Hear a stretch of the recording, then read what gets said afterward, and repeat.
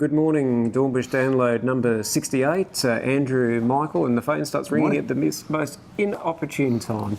Well picked up there, Mel. Look, lots to talk about this morning. Let's start off with the share market. It's a family-friendly show, so we'll make it polite. It's a bit of a pain in the bottom at the moment, isn't it? Very tough, Andrew. Yeah, very tough. It's again, I think we've mentioned it before. You're getting a stiff neck just watching it going up and down. But absolutely all over the shop at the moment. Good day today, but of course, pretty tough start to the week. Monday and Tuesday both down, but. The Santa rally that we're sort of hoping and praying for, still not quite upon us as yet, but hopefully, we get this week out of the way, the US interest rate decision, hopefully then the market will settle down and we can start, the supposed Santa rally, which, traditionally does come about. I think it's 65% of Decembers in the last 30 years have gone up by more than 1%, so hopefully, we fit into that category this time around. I know Brendan's done a little chart, which April's going to insert here, that basically shows that if the share market's at the moment, it's about 5,000, spot on 5,000, but if it can't hold 4,900 and whatever the magic number is, it's going to go to about 4,500. And so that's why that Santa rally is so important, because we need to break it. And we've done it 5 times this year. We keep hitting that 5,000 point mark and we keep bouncing off. If we can't do that, we're in for a bit more pain. But you'd have to say at 4,500, say it gets to 4,500, you'd have to be all over it from a market point of view, because I'm sure you've been saying this to your clients in your reviews as well, the dividends haven't changed. Companies, that their payout ratio, if anything's actually been going up, so the amount that you're getting paid will actually be going higher as the market sort of comes off the ball. Some notable exceptions, like say BHP is an example, but certainly with the banks and all that type of stuff, what's ANZ at the moment, 6.8%, Westpac 6.2, 6.3, so that they are quite attractive. So share market, bit iffy. One question we've been asked a heap about is around NAB. Yes, yep. So we'll try and sort of explain that really thick document that you've got in the next 2.5 minutes. Yes, so 600 pages, no less. So an insomniac's dream.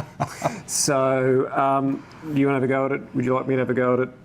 You're doing very well. It's all mine. Right. Absolutely. All right. So just correct me if I'm wrong. So basically, if you're a NAB shareholder, you've got a lot of material to read. What it's basically saying is they are selling off their UK bank, and the implications for shareholders, I mean, there's lots of other stuff going on, but what do you need to do? Let's just focus on that side. What do you need to do? So what you need to do is for every NAB share that you own, you'll be given a chance to buy shares in this Clydesdale Bank. ASX code will be CYB, I think, from memory. Yes. Yep. So for every one NAB, you get one CYB.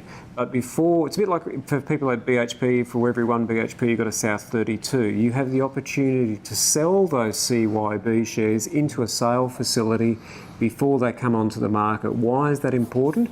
We don't think CYB shares are going to do terribly well once they list. And in fact, NAB shares have done quite poorly in the past because of CYB. So it's an opportunity for NAB shareholders to be selling your CYB shares prior to them listing. You'll pay no brokerage. It's all right, Mrs. Doherty and the kids. Don't worry about them. Let's just focus on you, the client, for a moment.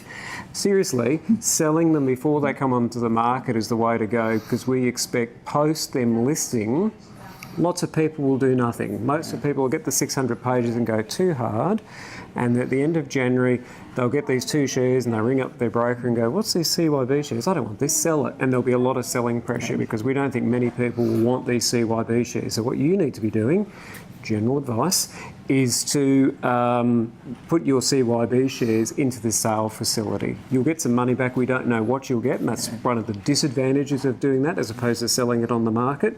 But at the end of the time, what I'm going to tell my clients to do is use those proceeds to buy some more NAB shares. Top up on your NAB shares, and new NAB will just be a pure play Australia and New Zealand. That's, I think, the basic cut and thrust. There's lots of other things going on, but that's the point of action that you need to be taking. Yeah. Anything you wanted to add on that? You pretty much nailed it, Andrew, I think. I agree 100%. I think the sale facility at this early stage looks like it's going to be the option for 99% of people. I do believe there's going to be an option that you can actually donate the shares to charity. That's a good idea.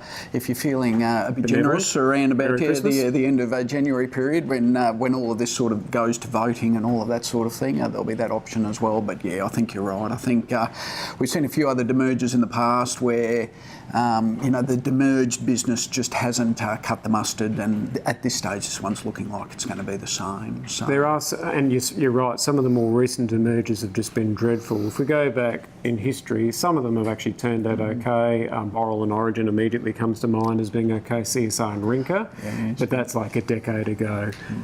More recently, and again, BHP and South 32 has just been the pits. So if you're using that as your guide, sale facility is the way to go. So hopefully that answers a number of the questions we've been getting, but otherwise come and have a chat to Michael or I. Dan's back from holidays tomorrow and we can cover that off a bit more. Finally, as I said, lots to talk about today. Healthcare stocks, copping the big stick again today. What's going on? Yeah, well, there's a certain number of them, Andrew. Yeah, we saw the mid-year economic and fiscal outlook. MyFIO? The MyEFO or the MyFO. We love acronyms in this game. And, of course, not a great outlook there from Scott Morrison and the boys. The treasurer, not my friend Scott. Hi, Scott. But one of the key points was that they're looking at Medicare and bulk billing. And the proposal has been that they're going to remove bulk billing from pathology services and reduce the bulk billing level on diagnostic imaging or medical imaging. So we've seen Sonic, Healthcare, SHL, Primary Healthcare has really copped a good old touch up in the last day or so. Capital, CAJ. Yeah, Capital Health, which is one that we were liking there at one stage. And we still do like, but the problem is the industry is not a happy little place as opposed to the business. The business is actually quite good. Yeah, very much so. But, this has always been the risk with these medical service companies is the government intervention and, the government policy surrounding, rebates and all of that sort of thing is always, potentially subject to change, and that's reared its ugly head again. Look, it's not a foregone conclusion. Government reckons they might save around $600 million over 3 years on this, about $100 million from pathology and medical imaging year on year. But it's still got to get through the Senate, so it's not a foregone conclusion, but... Yeah, the market is pricing it in. So I guess it begs the question, would you be buying them at this stage based on that changing industry demographic?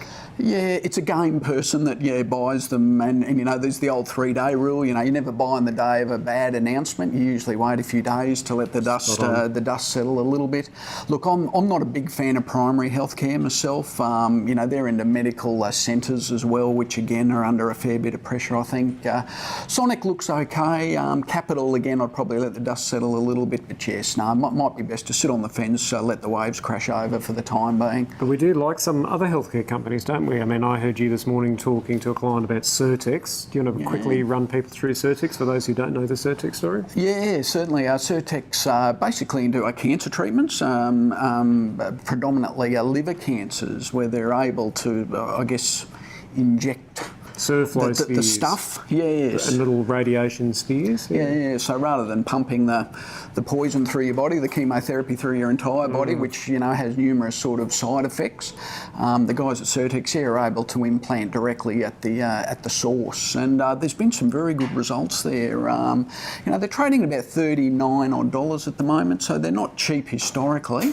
But proven product. Growing by 20% per annum. Just got into the ASX 100, so these fund managers who haven't held it have to go in and buy it. Dividend is miserable. You're not buying it for dividend.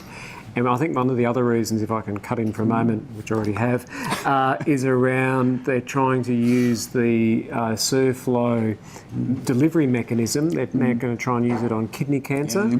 And a few other different types of cancer. Now, whether that works or not's another story. 90% profit margins. So this is sort of a CSL-esque business where, and what we mean by that is they're making bumper profits, but they're reinvesting it back into R&D and trying to find new products. And if they can come off, it's a great little business. Yeah, no, I think you've hit a really good point, Andrew. The applications, past just being, a treatment for liver cancer, potentially are boundless. So, no, it's really one to keep an eye on.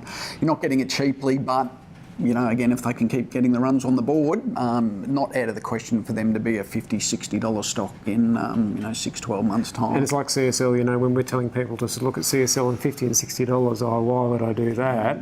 And here we are today at 100 because that healthcare sector is actually one of the better performing sectors. But to wrap it up, coming back to what you were saying before, they're not reliant upon government funding. They're selling a product, they're doing this stuff. Those that are relying upon the government, much different story. Michael, really long one today. Anything else you want to cover off on? No, I think that's about it, Andrew. Again, US interest rate decision this week, so hopefully that'll put to bed all the angst and the sort of guesswork, and hopefully we can kick on in the next couple of weeks into Christmas and get a few more runs back on the board. But very important we hang above this 5,000 point level, as you mentioned, because if we drop below the 4.9, could get a bit nasty. It won't be a prosperous new year. On that upbeat note, till next week. Thank you.